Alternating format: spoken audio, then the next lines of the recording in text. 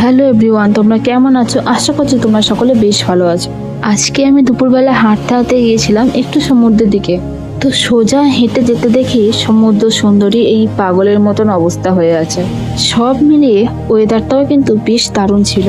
কিছু হোক বা না হোক, দেখে বোঝা যাচ্ছে যে এই সমুদ্রের পরিস্থিতি কি হয়ে আছে। সমস্ত পর্যটকদের সাবধান করছে এই পুলিশ কর্মীরা, যাতে নিচে না নামে কেউ।